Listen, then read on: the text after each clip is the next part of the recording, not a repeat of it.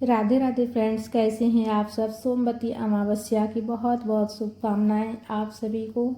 सोमवती अमावस्या इस बार जून में पड़ रही है, तो जून में कितने तारीख को सोमवती अमावस्या 2026 में कितने तारीख को है, और अमावस्या तिथि कितने बजे से प्रारंभ होगी और समापन कितने बजे होगी अमावस्या तिथि।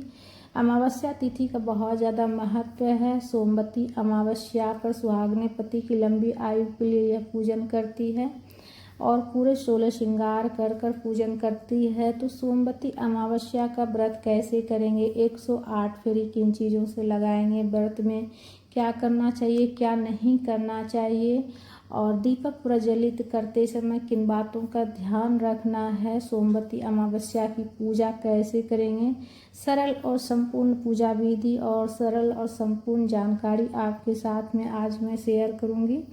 तो वीडियो पूरा अंत तक देखिएगा पूरी जानकारी के लिए, और वीडियो अगर अच्छा लगे तो लाइक ज़रूर कर लीजिएगा। चैनल पर अगर नए हैं तो चैनल को सब्सक्राइब कर लीजिएगा। तो 2026 में जून में देखिए कितने तारीख को है, ये सबसे पहले आप जान लीजिए कि कितने तारीख को जून में सोमवती अमावस्या है। इसलिए कि तिथि का बहुत ज़्यादा महत्व होता है। सोमवती अमावस्या जो होती है जब पड़ती है तभी जाकर जो है ना व्रत किया जाता है। तो देखिए जून में जो है ना जून में 14 जून को रविवार को दिन में 12:20 पर अमावस्या तिथि प्रारंभ हो जाएगी। रविवार दिन पड़ रहा है और अमावस्या तिथि दिन के 12:20 में प्रारंभ होगी, और उदया तिथि के अनुसार रविवार को मतलब अमावस्या तिथि प्रारंभ होगी, और उदया तिथि के अनुसार सोमवार को सोमवती अमावस्या का व्रत रखा जाएगा।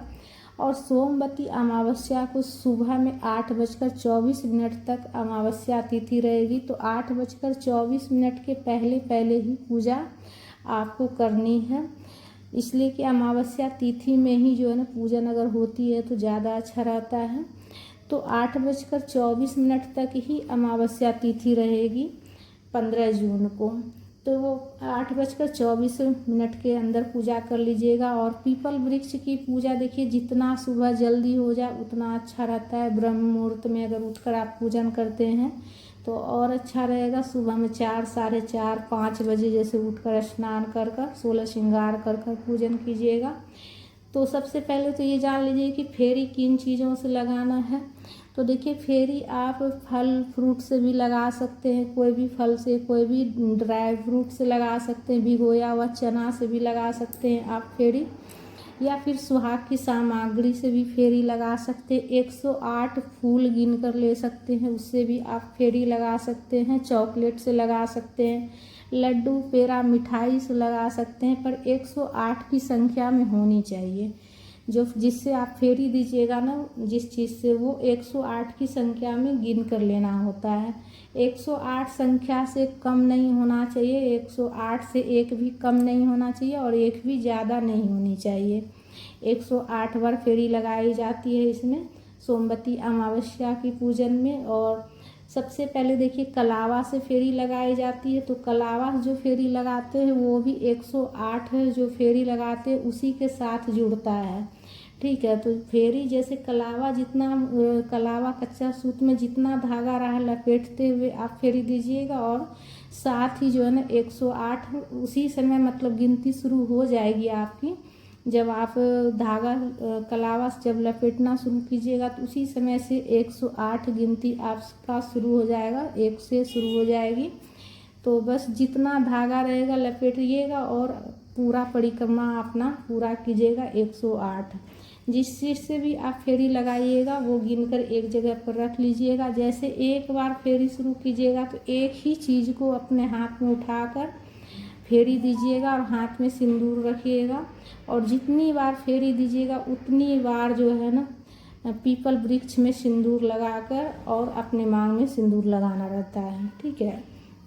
और एपन लगाया जाता है। जिस तरह से सावित्री की पूजन में एपन से तैयार किया जाता है, सत्यवान और सावित्री की चित्र बनाकर पूजन की जाती है, उसी तरह से ये जो है ना अमावस्या की पूजा जो होती है, सोमवती अमावस्या की पूजा, इसमें विष्णु भगवान और लक्ष्मी जी की भी फोटो बहुत से लोग बनाते हैं, चित्र बनाते हैं एपन से। और बहुत से लोग देखिए शिव पार्वती का भी चित्र बनाते हैं। तो शिव पार्वती का या फिर विष्णु भगवान लक्ष्मी जी का चित्र बना लीजिएगा। एक आकृति बस एपन से बनानी होती है और बनाकर उसके बाद पूजन की जाती है। और विशेष रूप से जो है ना सोमवती अमावस्या में देखिए फेरी का बहुत ज़्यादा महत्व है। 108 फेरी का सबसे ज़्यादा महत्व है। पूजा में सामग्री आप जैसे कि जितना फल फ्रूट हो सके, आपका मन जितना चढ़ाने का आप चढ़ा सकते हैं। विशेष रूप से फेरी का ही महत्व होता है। और दीपक जो प्रज्वलित कीजिएगा, इस बात का ध्यान रखिएगा कि दीपक जो है ना आपका दीपक का बाती रुई का नहीं होना चाहिए। इसलिए कि सोमवती अमावस्या के दिन रुई नहीं छुई जाती है और रुई की बाती भी नहीं लगाना चाहिए। और कलावा से या कच्चा सूत से आप बाती तैयार करके ले सकते हैं, लेकिन रुई का बाती तैयार करके नहीं लीजिएगा। और पूजा में श्रृंगार की सामग्री चढ़ाई जाती है। 16 श्रृंगार या फिर कम से कम 5 सामग्री भी चढ़ाई जाती है। पूजन के बाद श्रृंगार की सामग्री किसी पंडितायन, ब्राह्मणी या फिर कोई सुहागन को आप दान कर सकते हैं। इसलिए कि सुहाग की सामग्री दान करने से सुहाग और बढ़ता है। तो सुहाग की सामग्री कुछ उसमें से 1-2 सामग्री अपने लिए रखकर कुछ आप दान कर दीजिएगा। पूजा में चढ़ाया हुआ रहेगा तो कुछ अपने लिए भी रख लीजिएगा और कुछ दान कर दीजिएगा। तो विशेष रूप से फेरी का रहता है फल फ्रूट अपना मन जितना चढ़ाने का, ठीक है, इसमें इस पूजा में। और देखिए व्रत कैसे करेंगे। व्रत में मीठा खाया जाता है। व्रत वाले दिन क्या करना है क्या नहीं करना है, तो देखिए सोमवती अमावस्या अगर आप व्रत करते हैं तो नियम एक दिन पहले ही शुरू हो जाती है। तो सोमवार के दिन ही सोमवती अमावस्या की पूजा की जाती है। तो रविवार को आप बाल धोकर स्नान कर लीजिएगा, ठीक है। और सोमवार के दिन बाल नहीं धोइएगा, रविवार को ही बाल धो लीजिएगा। नाखून वगैरह जो काटना हो सब रविवार को कर लीजिएगा। सोमवार को स्नान कर 16 श्रृंगार करके स्वच्छ वस्त्र धारण करके शुभ रंग के वस्त्र धारण कर लाल, पीला, गुलाबी, हरा पहन सकते हैं। काला, सफ़ेद ये रंग नहीं पहनिएगा, ठीक है।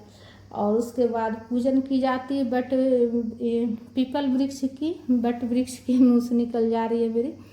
पीपल वृक्ष की पूजन की जाती है। पीपल वृक्ष जहाँ पर हो वहाँ जाकर पूजन कीजिएगा। इसलिए कि पीपल वृक्ष के नीचे बैठकर पूजन करने का बहुत ज़्यादा महत्व होता है। कथा भी वहीं पर, अगर कथा की पुस्तक हो तो पढ़ लीजिएगा, नहीं तो आप सुन लीजिएगा, कोई सुना रहा हो तो सुन लीजिएगा या फिर फ़ोन में भी सुन सकते हैं। तो व्रत वाले दिन आप गलती से भी बाल नहीं धोइएगा। जो सब्जी में जैसे कीड़ा वगैरह लगता हो तो वो फल और सब्जी को नहीं काटिएगा। गलती से भी मतलब कोशिश कीजिएगा कि आपके हाथ से एक चींटी भी ना मरे। इस बात का ध्यान रखिएगा कि आपके हाथ से एक चींटी भी ना मरे। और किसी से झगड़ा लड़ाई नहीं कीजिएगा उस दिन। और पूजा करने के बाद आपके घर में जितने बड़े बुजुर्ग हैं सबको प्रणाम करके आशीर्वाद लीजिएगा। पति को भी प्रणाम करके आशीर्वाद लीजिएगा।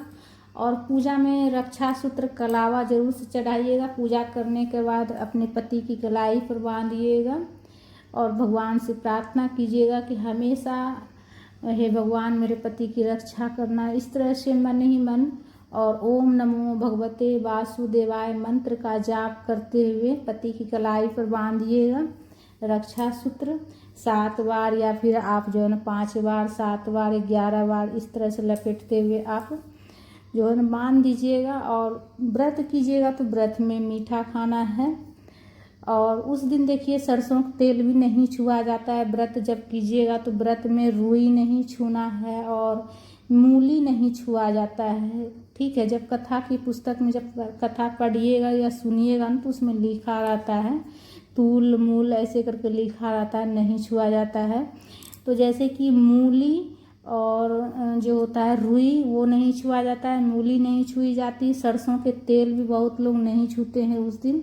और दीपक भी जो प्रज्वलित कीजिएगा तिल के तेल से या फिर घी से, सरसों के तेल से दीपक प्रज्वलित नहीं कीजिएगा।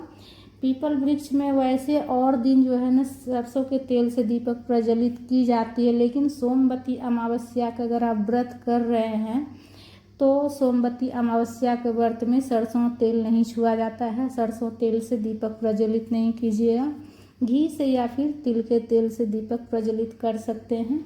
तो फ्रेंड्स, आशा करती हूँ कि सभी बातें अच्छे से समझ में आ गई होगी, और मन में कुछ भी कन्फ्यूजन हो तो आप जो है ना पूछ लीजिएगा। और 15 जून को सोमवती अमावस्या है और सुबह 8:24 तक ही रहेगी अमावस्या तिथि, तो उसी के अंदर अंदर आप पूजन कर लीजिएगा। 8:24 के अंदर ही पूजन कर लीजिएगा, इसलिए कि अमावस्या तिथि पर अमावस्या की अगर पूजा हो जाती है तो ज़्यादा अच्छा रहता है। ठीक है, तो कुछ भी मन में कन्फ्यूजन हो तो पूछ लीजिएगा। और वीडियो अगर अच्छा लगा है तो लाइक कीजिएगा, शेयर कीजिएगा। चैनल पर अगर नए हैं तो चैनल को सब्सक्राइब कर लीजिएगा, और कुछ भी कन्फ्यूजन हो तो पूछ लीजिएगा। राधे राधे।